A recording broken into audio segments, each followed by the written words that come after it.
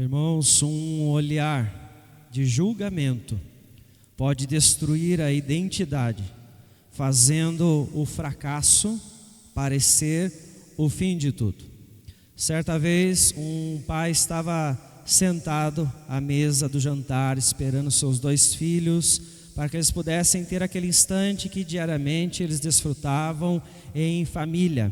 Este homem sempre se orgulhou pelo seu sucesso, o que ele conquistou na sua carreira, na sua empresa, que ele mesmo construiu, que ele viu desenvolver, que ele viu chegar num patamar grande. Este foi aquele homem que sempre lutou por aquilo que ele quis e ele alcançou todos os resultados. Para ele, fracasso era fraqueza.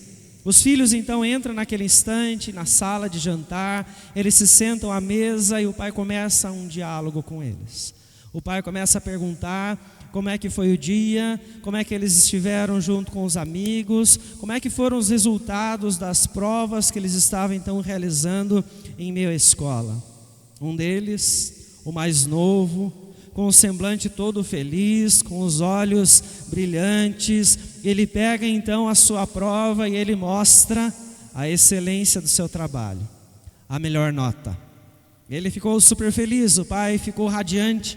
E ele então vira para o seu filho e diz: é assim que se faz, meu filho. Você é digno desta mesa, você é digno de ser dessa família. É assim que nós somos. Eu sou como você, nós lutamos e conquistamos aquilo que nós buscamos. O olhar dele então se desvia agora para o outro filho, e quando ele observa, ele então vê aquele semblante que não está com a mesma empolgação. Agora é um semblante triste, e ele pega então a sua prova, o resultado dela, e ele mostra então que ele não havia conseguido nem a média. O pai naquele momento não fala nada, mas só com um olhar, ele é capaz então de mostrar a sua decepção. Ele é capaz de mostrar o seu julgamento diante do filho. O peso do olhar deste pai faz com que aquele filho se levante da mesa chorando e vá direto então para o seu quarto. Este olhar que vê a falha, este olhar que julga, que não vê a pessoa, que não vê o esforço, que não vê as limitações, que não vê as dificuldades, é um olhar que todos nós conhecemos. Talvez você não tenha visto esse olhar vindo de um pai, ou talvez o tenha. Talvez você tenha visto esse olhar vindo de um amigo. Talvez esse olhar tenha vindo até você com o irmão da igreja. Mas é este olhar de julgamento que corrói. É o olhar que machuca o coração e gera feridas que muitas vezes nós não conseguimos lidar com elas, porque é este olhar que pode destruir a identidade de alguém, fazendo qualquer fracasso parecer o fim de todas as coisas. Mas e quando nós recebemos um olhar que não é de julgamento, mas é um olhar de misericórdia? É sobre este olhar que nós iremos falar esta noite, porque Jesus manifesta a graça no seu olhar. E eu quero convidar os irmãos a abrir a palavra do Senhor no Evangelho de Lucas, no capítulo 22, para nós observarmos esta verdade. Lucas 22, faremos a leitura do versículo 54 ao versículo 62.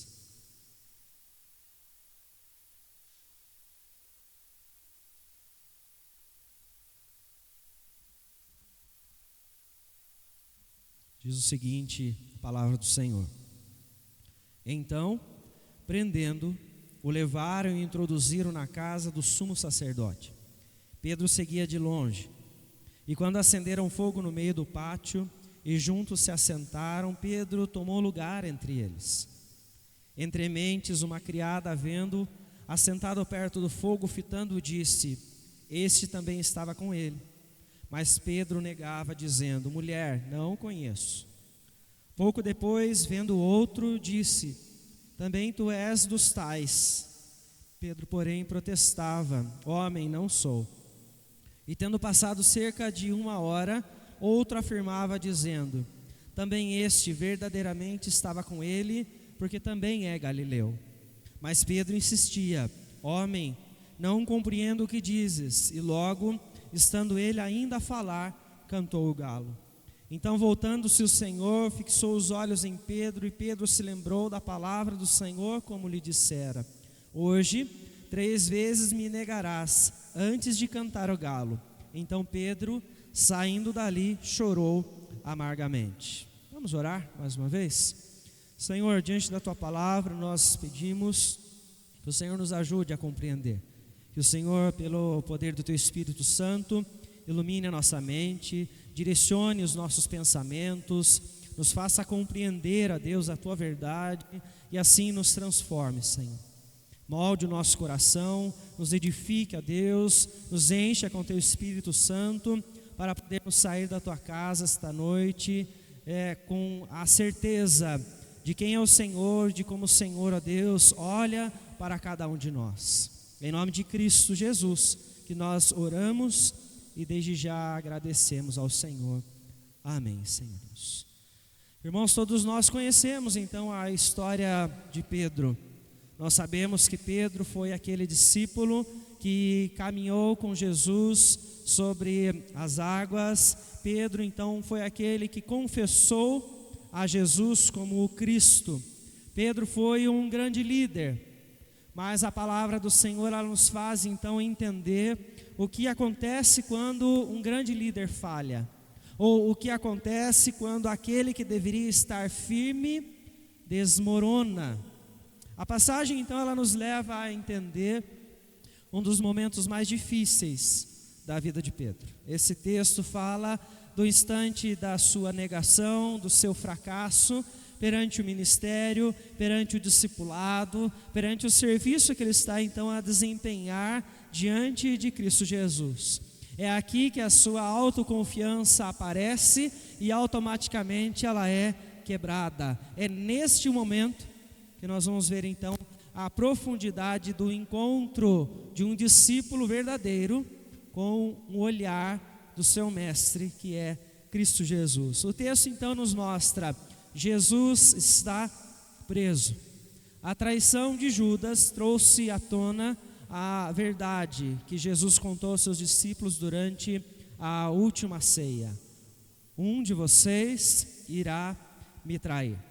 Durante toda a angústia que os discípulos estão vivendo por conta da prisão de Jesus, Pedro procura um lugar onde ninguém possa vê-lo.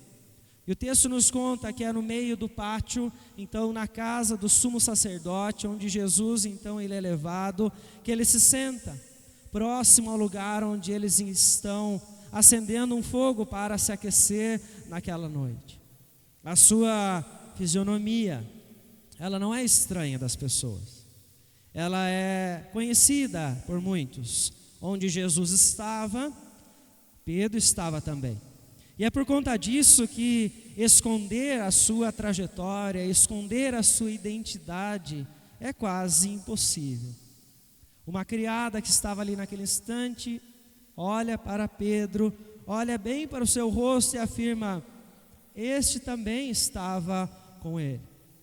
Pedro não quer vivenciar aquela dor, a dor da prisão, a dor da injustiça, aquilo que o seu mestre está passando naquele instante, aquilo que os outros discípulos que amam a Jesus, que o servem, também estão passando. E para tentar se esquivar disso, ele nega a Jesus pela primeira vez: mulher, não o conheço.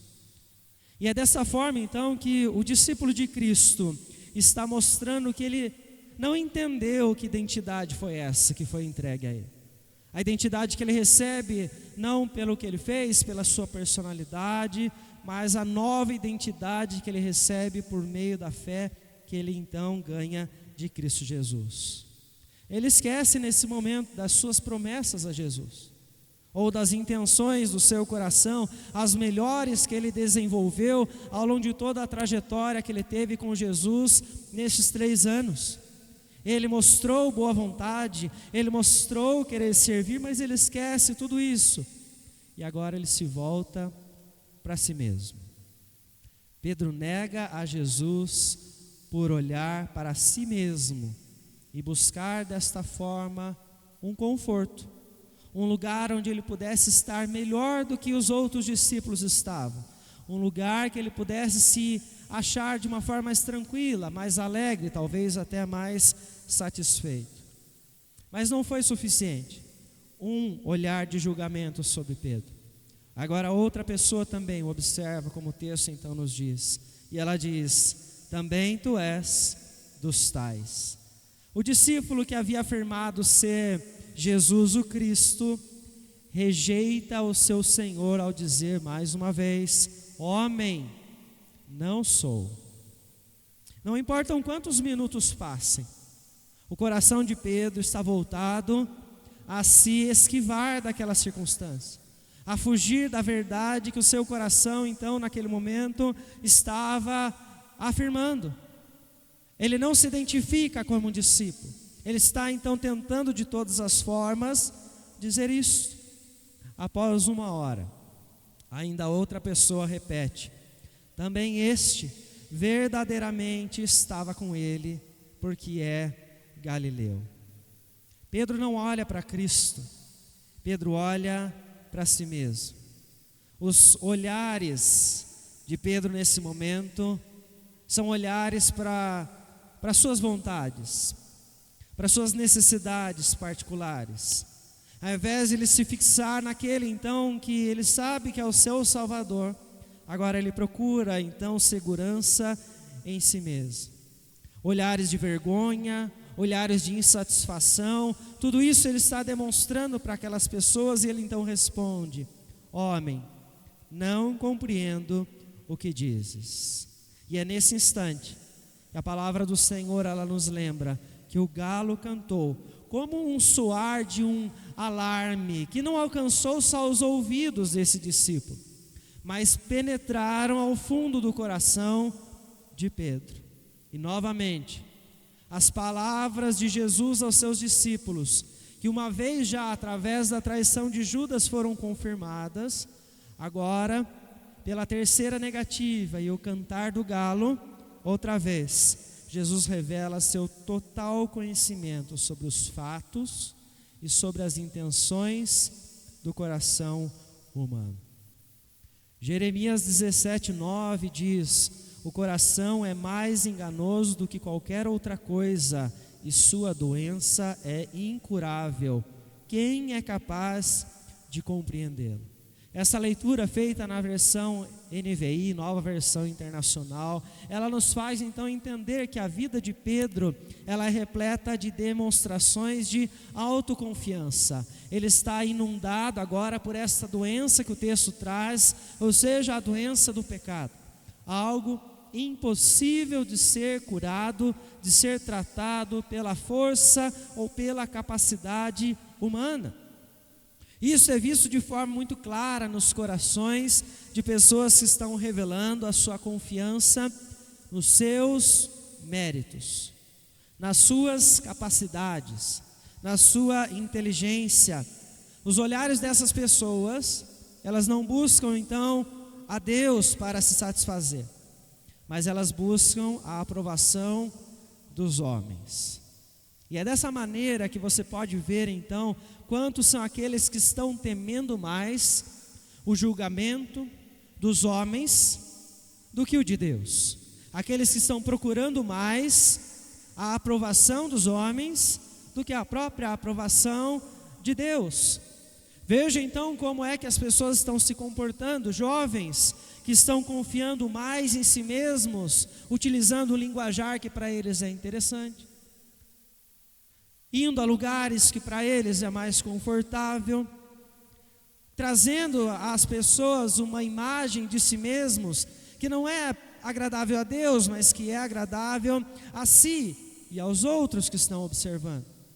Porque nas suas conversas, eles estão então procurando agradar as pessoas e não ao próprio Deus. Da mesma forma, nós vemos os pais, pela autoconfiança, pela busca na aprovação dos homens e não na de Deus, eles estão passando a sua vida focada naquilo que é profissional.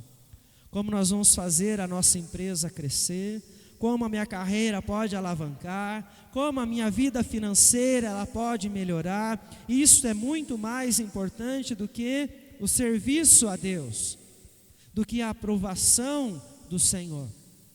Essas escolhas, elas possuem apenas um nome: rejeição.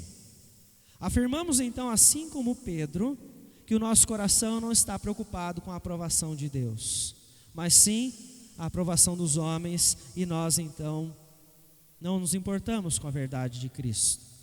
Quando muitos falam que jamais vão negar ao Senhor, que jamais vão pecar, jamais vão desobedecer, essas são as mesmas pessoas que, quando o dinheiro se torna escasso, elas revelam no coração, com as suas ações, o que elas realmente creem, porque elas facilmente negam ao Senhor, trocam a identidade que elas diziam ter, para mostrar que de verdade elas amavam mais ao dinheiro do que ao Senhor.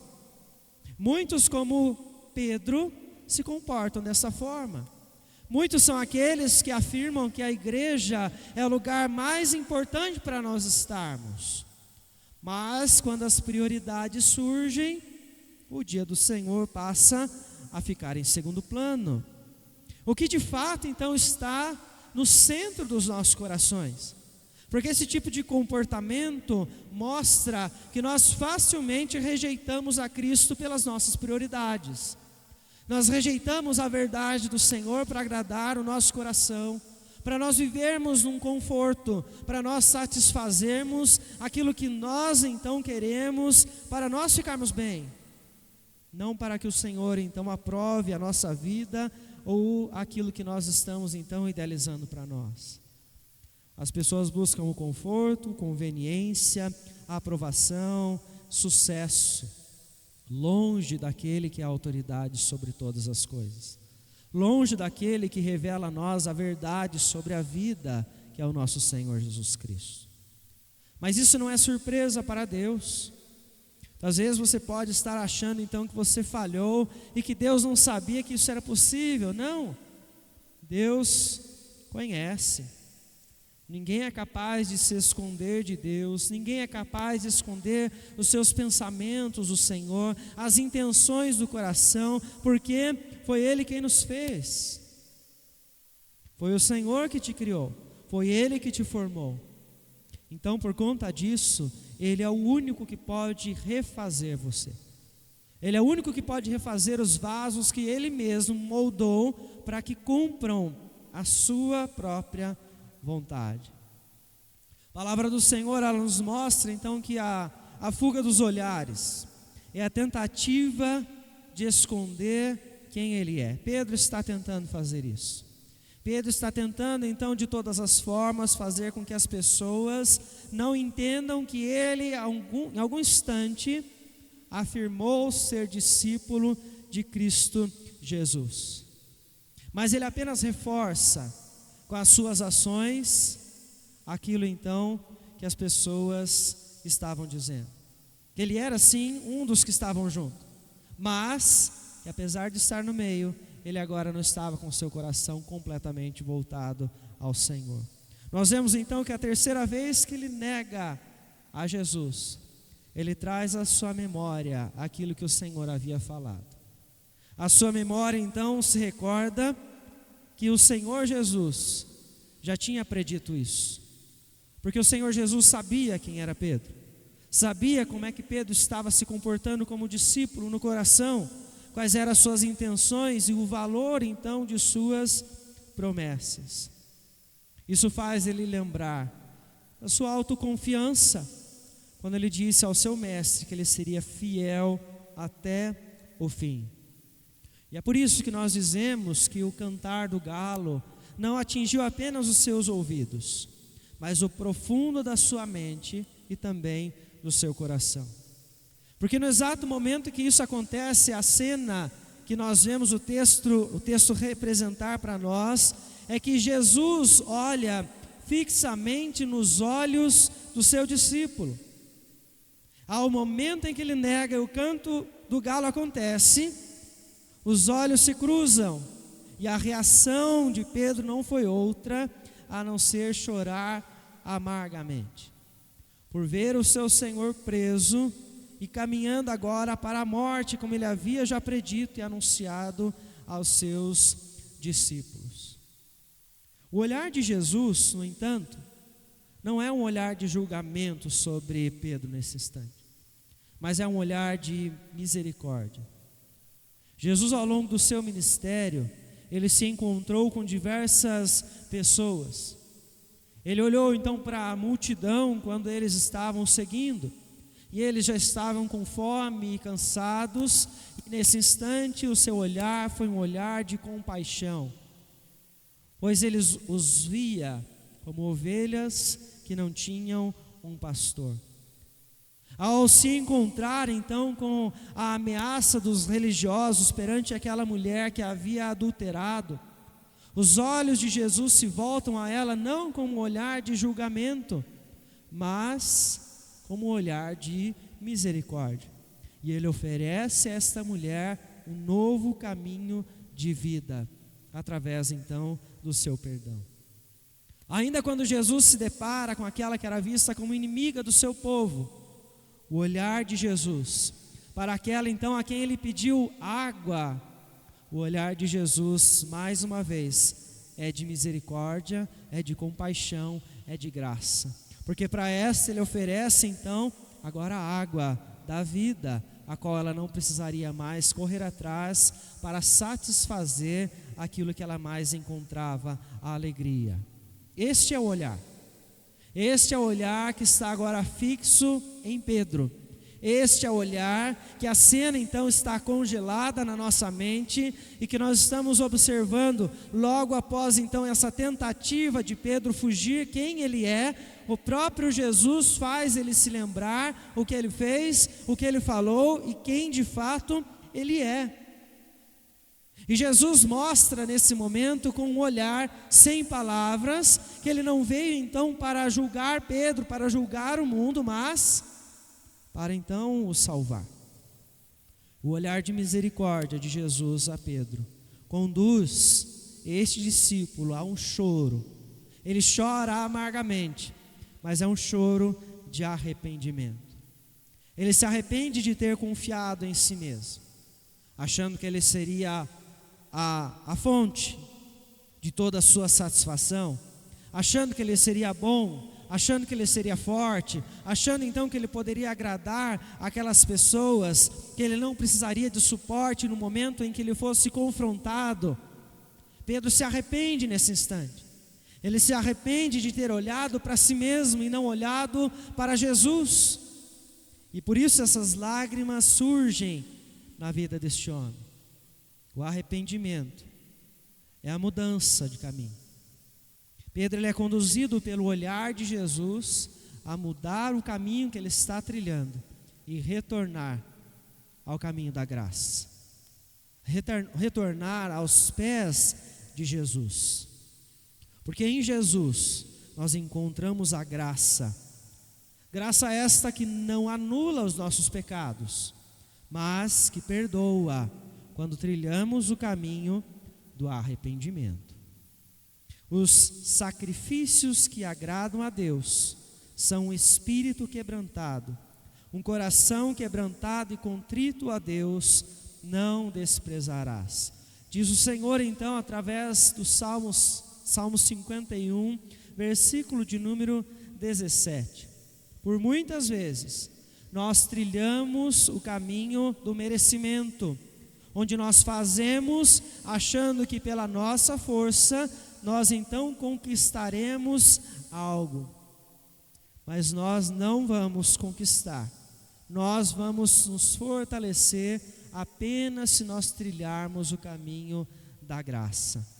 E não existe lugar mais gracioso se não for aos pés de Cristo. O olhar de Jesus é o olhar mais gracioso que você vai encontrar neste mundo. E Ele não está então aguardando de você uma falsa religião. Ele não está esperando de você uma falsa espiritualidade, onde você demonstre aquilo que você de fato não é. Jesus está direcionando cada um de nós para nós revelarmos o nosso temor nas nossas ações diante de quem nós de fato somos. É isso que leva um coração a se quebrantar. É isso que leva um coração a estar contrito diante de Deus e clamar por perdão e por misericórdia. Porque é este coração que acha graça diante de Deus. O coração que reconhece quem de fato é perante o Senhor. E nós estamos vendo quantos cristãos estão tentando esquivar os seus olhares da verdade. Porém, esses são aqueles que estão caminhando nesta falsa espiritualidade, nesta falsa religião, estão vazios, longe de Deus. Mas quando eles olharem de fato para a verdade que é Cristo, eles vão voltar a este entendimento. Isso vai confrontar o coração, isso vai incomodá-los, e eles vão ser levados de volta à comunhão com o Senhor, pela graça. E é assim que Jesus manifesta a sua graça, pelo olhar que Ele traz a nós nas Escrituras. Ao se revelar a nós, Ele não atinge então só os nossos ouvidos. Quando nós estamos ouvindo as Escrituras, isso não fica apenas nos nossos ouvidos, isso penetra no nosso coração. Isso vai no profundo da nossa mente. Por quê? Porque o Senhor está falando a nós. É este olhar de Cristo que chega até nós e muda a nossa vida, muda a nossa trajetória. É nesse instante que nós brigamos para que as nossas lágrimas não apareçam, para que as pessoas não percebam o quanto nós estamos quebrantados, porque nós estamos falhando e Deus está nos confrontando. É nessa hora que nós queremos fingir para as pessoas que a nossa identidade não está em Cristo.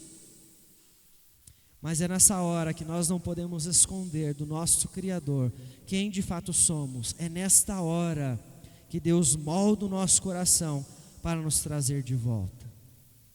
Porque Ele nos conhece, foi Ele quem nos criou, foi Ele quem nos moldou, foi Ele então que nos permitiu estar onde estamos, para poder ouvir a sua verdade, e então entender que precisamos parar de fugir dos seus olhares. As Escrituras nos revelam este Deus misericordioso, que não apaga os nossos pecados, mas que leva sobre Ele as nossas iniquidades. Jesus, Ele manifesta no seu olhar, quando nos permite entender que nós somos de fato imperfeitos. Ele nos manifesta esta graça, quando nos faz entender que mesmo falhos, Ele nos permite ser chamados servos, filhos, e nos comportarmos uns entre os outros como irmãos. Isso é um comportamento completamente diferente daquele que o mundo tem sobre nós. O mundo traz este olhar de julgamento. Jesus não. Jesus traz um olhar de graça. E este olhar pelas Escrituras nos leva ao verdadeiro quebrantamento. Hebreus capítulo 4, versículo 16, a palavra do Senhor nos diz: aproximemo-nos, portanto, com confiança do trono da graça, para que recebamos misericórdia e achemos graça para nos ajudar no momento da necessidade. Entendendo a verdade sobre Cristo e entendendo quem nós somos, nós nos rendemos ao nosso Deus. Nós servimos ao Senhor cada vez com mais intensidade. Por quê? Porque a história de Pedro não está distante de nós. Quando eu leio a história de Pedro, entendo que este é aquele que foi chamado por Jesus quando estava tentando pescar. Este é aquele que atravessou então junto com Jesus no seu ministério vários desafios, que andou por sobre o mar, que confessou a Jesus, mas que agora nega, este é um reflexo de quem nós somos, quando muitas vezes nos falta fé, quando muitas vezes confiamos em nossas forças, confiamos na nossa capacidade e assim deixamos de olhar para Cristo. O Evangelho de Lucas fala sobre esperança, fala sobre a esperança que existe para o coração daquele que é pecador, mas que se submete a Cristo Jesus. Você precisa então se lembrar, através desse texto que lemos esta noite, que a rocha estável não somos nós, mas é Cristo. Nós somos frágeis, nós somos instáveis, nós oscilamos, mas Cristo é a rocha firme na qual nós devemos firmar os nossos pés. Ele não muda, Ele não deixará de ser o mesmo Deus poderoso que se entregou para nos salvar. A minha e a sua força não passam então de ilusão, é passageiro, mas aquilo que Cristo nos oferece é real, é permanente e vai nos levar, portanto, à vida eterna que o Senhor então nos traz. Entendendo isso, nós aprendemos que igreja não é lugar de julgamento, mas é lugar de cuidado. Porque quando vivemos com Cristo Jesus, nós aprendemos que o nosso comportamento deve ser alterado. Devemos abandonar aquilo que nós trazíamos, que nós aprendemos no mundo, que aprendemos quando estávamos longe da verdade. E é por isso que a comunidade da fé, ela é um lugar onde o reino de Deus é vivido com maior intensidade. E por isso este lugar deve ser um lugar de amor. O amor deve ser visto entre nós, nos nossos relacionamentos, porque por Cristo nós somos moldados e assim nós passamos a viver como Ele viveu. E da mesma forma nós vemos que o texto nos mostra que os líderes que estão dentro da igreja, eles não são perfeitos. Deus chama diversas pessoas que com temor se submetem a Ele, mas essas pessoas são imperfeitas e Deus está as moldando com a sua graça, moldando para que eles sejam cada vez mais a sua imagem, para que eles façam a sua vontade. O que isso então nos faz entender? Que muitas pessoas estão longe da vida com Deus, porque acham que a vida com Deus é um lugar de perfeição. Muitos estão longe da igreja porque acham que a igreja é lugar de julgamento. Muitos estão longe do serviço porque acham que o serviço a Deus é lugar para pessoas perfeitas e completamente preparadas. Meus irmãos, a vida no reino é uma vida onde nós nos entregamos a Cristo e aprendemos dia após dia que a graça está nos moldando e nos capacitando. Nós vamos alcançar a perfeição apenas no dia que Cristo retornar e nos transformar para vivermos a eternidade com Ele. Enquanto isso, nós estamos caminhando para a vida de santidade, para honrar ao Senhor. Por isso, não deixe de buscar a comunhão com Deus. Se você entende que você é imperfeito, em Cristo há perdão. Não deixe de frequentar a igreja, de ter a vida com a comunidade, porque se você entende que você é falho, este é o lugar de se tratar. Este é o lugar que você vai encontrar irmãos que entendem a sua luta, que vão discipular você, que vão orar com você. E não deixe de servir ao Senhor. Se você se sente incapaz de servir ao Senhor porque você acha que você não está pronto, é exatamente esse coração que Deus quer, porque aí é que Ele vai trabalhar, é em você que Ele vai capacitar, para que você possa fazer então a vontade do Senhor. Não se esqueça, o olhar de Jesus nunca será um olhar de julgamento, mas um olhar de graça, que gera arrependimento. Jesus não está te confrontando para afastar você do serviço, da igreja ou da comunhão, mas sim para te trazer para perto, para te usar, para que você viva no lugar onde Ele quer que você esteja, no meio do povo dEle. Quando a nossa vida está manchada pelo pecado, é este olhar de graça que então nos mostra o perdão. Se você está longe, volte para Cristo. Se você não está vivendo a comunhão, volte a estar com os irmãos, a desfrutar de todos os momentos onde os irmãos em Cristo estão. Se você não está trabalhando para Cristo, envolva-se. O Senhor te concedeu dons para você servir ao Senhor em meio à comunidade. Volte a Cristo, priorize a vida com o Senhor e honre a Ele juntamente com os seus irmãos. Eu quero convidar o grupo de louvor que vem à frente mais uma vez. Quero convidar a igreja a se colocar em pé para nós cantarmos o último cântico desta noite, exaltando a este Deus gracioso que se revela a nós pelas Escrituras.